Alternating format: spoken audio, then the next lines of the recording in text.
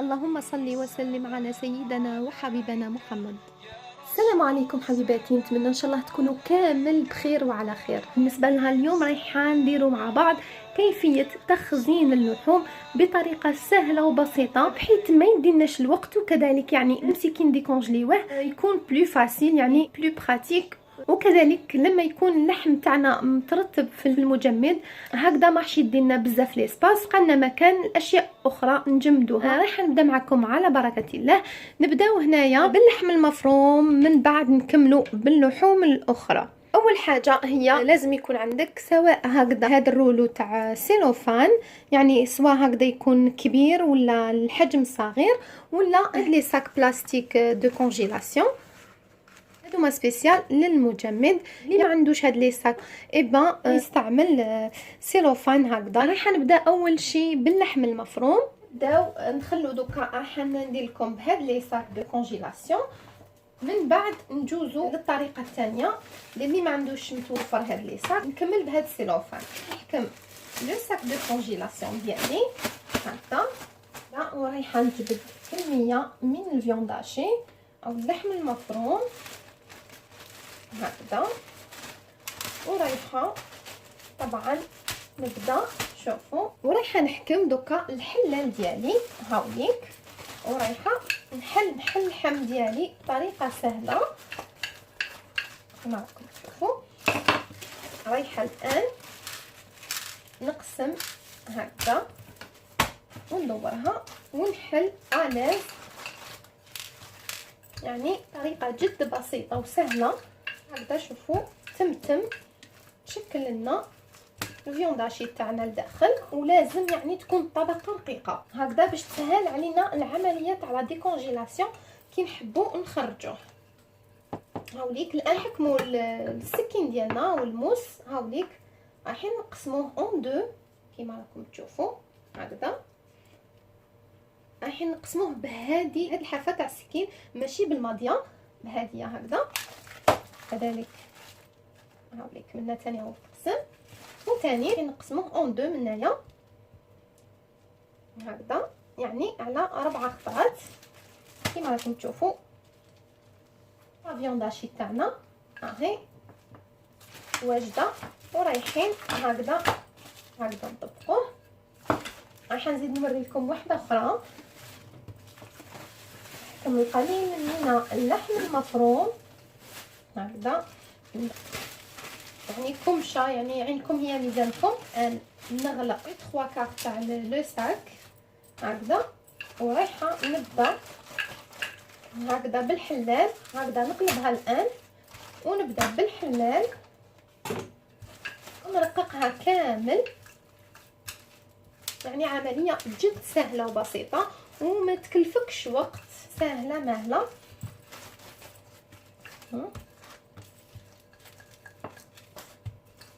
وانا دائما يعني ندير الخط تاع هنايا ونغلق لو ساك بلاستيك ديالي كمل موس، ورايحه نقسم اون دو هكذا بالحافه كيما قلت لكم هذه اللي ماشي ماضيه. كذلك هنا في النصف. طريقه يعني جد سهله وبسيطه. وهايليك ونغلق بهذا الشكل هكذا كيما راكم تشوفوا هكذا. نكونجليهم يكونوا رقاق وسهلين يعني للفتح. كذلك تحبي تخرجي حتى تجبديه بالمورسو كيما راكم تشوفوا هكذا صغير، تحبي تجبدي 2 مورسوات، تحبي تجبديهم في 4، يعني سي بلو براتيك على كي تجمديه هكذاك هو كي الحجره. هاوليك هكذا.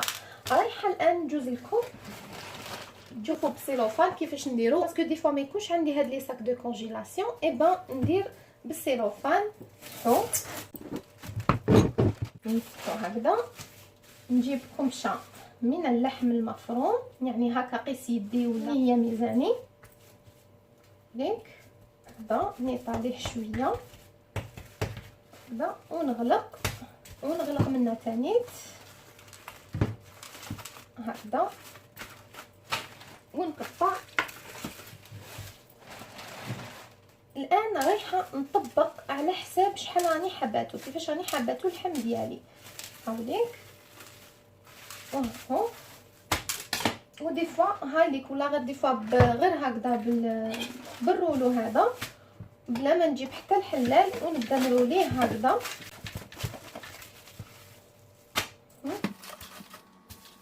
هكذا نفتح طبقه رقيقه ونقسمو هكذا على زوج كيما راكم تشوفوا اهو. ونعاود جوست بصبعي وهاوليك اللحم المفروم داخل سيلوفان ومقسوم على زوج ونديرو هكذا.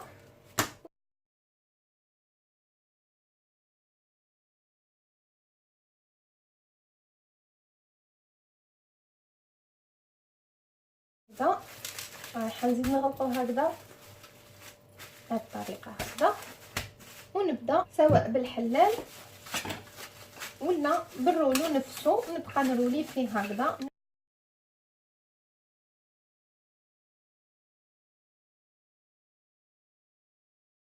هكذا وهاكيك رانا قسمنا هكذا. هامليك كيفاش جاو. الان رايحه نبدا في ليكوت. نجيب ليكوت ديالي هامليك هكذا. انا ديما الشحوم اللي تجي منايا نقطعهم هكذا نديهم الشوربه هامليك. نغلق الطريقه نزيدو كذلك هكذا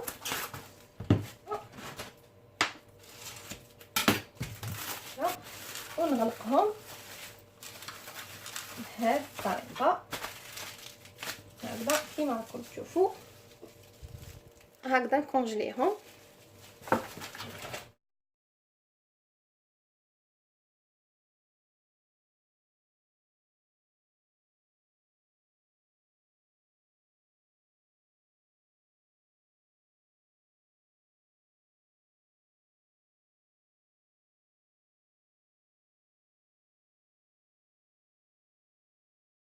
هكذا نخرج منها الهواء وهايليك. الان رايحين نجوزو كيفيه تقطيع اللحم وتخزينه. هنايا رايحه نحي هكذا الشحم اللي فيه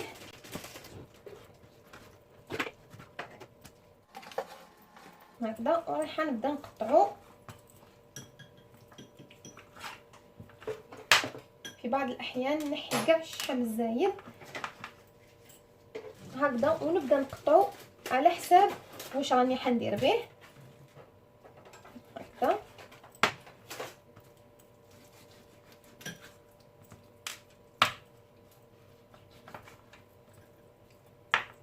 نقطعو الى قطع كيما هذا. نقدر حتى ندير به الشوربه. هذا نخليه للشوربه. رايحه نزيد نقطع قطع واحد اخرين.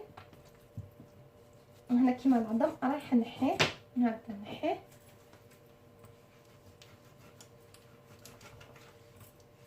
كما نقطع على حساب القطع اللي راني حابه.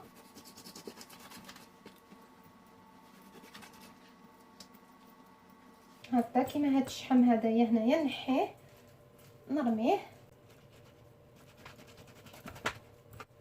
وهاد القطعه هكذا نقطعها على زوج. هنايا تاني بالنسبه للطعام ندير قطع كبيره هكذا.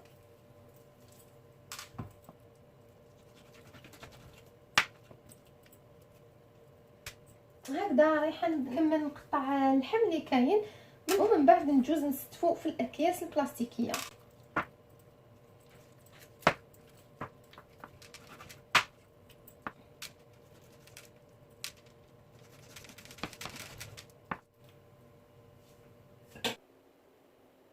هنا البنات وبعد ما كملت قطعت كامل اللحم هاوليك. هذا درتو للشطاطه. هنايا كاينين دي مورسو صغار هكذا وكاينين دي مورسو كبار هكذايا على حساب واش رايحه نطيب ندير. وهذا هنايا اللي فيه العظم والطعام والشخشوخه.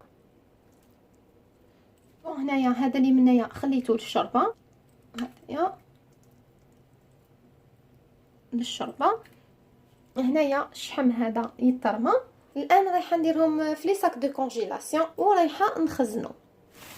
اما هذا في الشحم تاع الكوتليت هادوما اللي كنت غلفتهم ديجا. هاوليك هنا هذا ثاني رايحه نخلطو معاه هنايا ونقطعو نفس الشيء الى قطع هكذا صغيره ندير به الشوربه.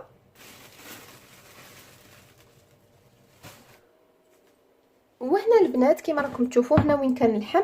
هنا هاد الباسينه هذه حطيت فيها اللحم وشللته كامل بيان، انه اللحم لازم يتشلل. دي فوا ندخلوا للبوشي يكون عنده الدبان حاشاكم ميتو، يعني لازم يتشلل من الميكروبات. اون سي جامي ميم سي اليدين تاع البوشي تو ما نكذبش عليكم لازم نغسلو، ما نقدرش ناكلو هكذا. ديجا كي ندخل للبوشي ونشوفهم كيفاش يقطعوا دي فوا ولا غير نعيف حتى ناكل اللحم، هذه هي يعني لازم يتغسل اللحم. وبالنسبه للتخزين هاوليك نفتح الكيس البلاستيكي ونحط فيه هكذا العدد اللي راني حابه.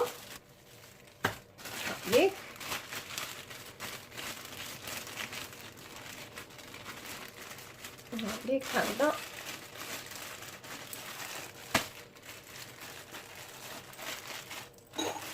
هكذا ونغلق ونستفهم.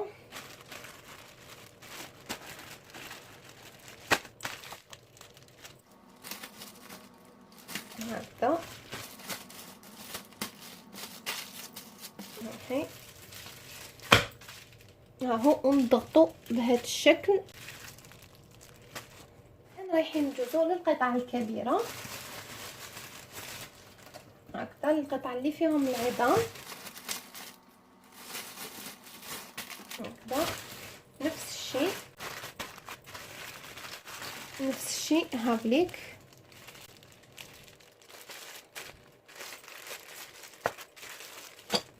عمليك هنايا القطع اللي كنت قطعتهم صغيره بدون عظام، وهنا بقاو لي القطع الكبيره دوك نزيد نديرهم.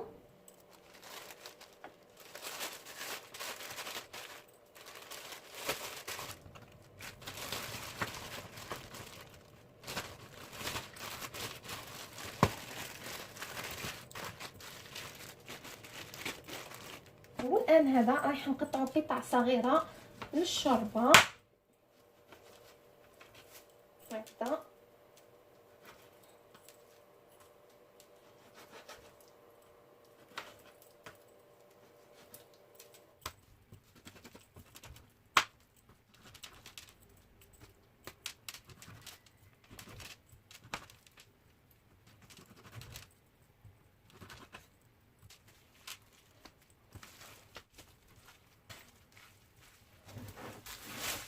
بهذه الطريقه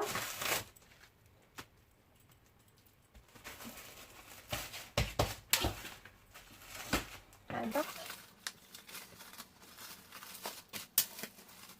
اهو كما راكم تشوفوا.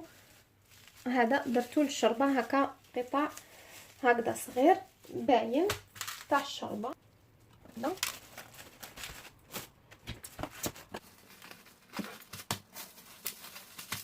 هكذا وهاهو.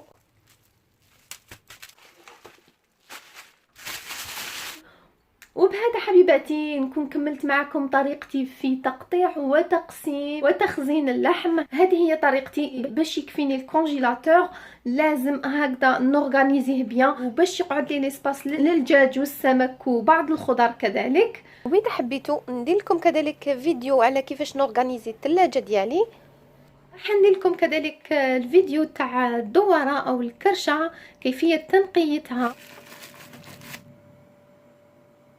وهنا حبيباتي هذه الدوره او الكرشه بعد ما نظفتها وخزنتها كما راكم تشوفوا، رايحه باذن الله رايحه ندير لكم وصفات بها ورايحه ندير لكم كذلك كيفيه تنظيفها. انتظروا الفيديوهات في الايام المقبله ان شاء الله. وبالنسبه كذلك للحم هاوليك شوفوا كيفاش هاوليك مكونجلي. شوفوا هنايا لا فيونداشي كيفاش سهله، شوفوا كيفاش تفتح. تحبي تخرجيها هاديك عليك، تحبي تقسمي تدي مرصو برك هاوليك لو فات ديري له هكذا تقسميه مليح تخرجي يعني بالمرصو هكذا البنات، وتجبدوا بالمرصو كيما تحبوا. كيما راكم تشوفوا ساهل ماهل الجبيد هكذا، كيما راكم تشوفوا طريقه سهله تجبديه بكل سهوله. شوفوا ها، وبهذا يكون اللحم تاعك منظم والمجمد كذلك، ويكون عندك ليسباس تحطي واش تحبي. هذا هو حبيباتي، نتمنى ان شاء الله يكون فاتكم الفيديو تاع نهار اليوم، ونقول لكم مرحبا بكم في قناتي. ما تنسوش ديروا ابوني وتفعلوا زر الجرس ليصلكم كل ما هو جديد. وطبعا جام لا فيديو الا كان عجبتكم. والان مع اللي غير نقول لكم دمتم في رعايه الله، والسلام عليكم ورحمه الله تعالى وبركاته.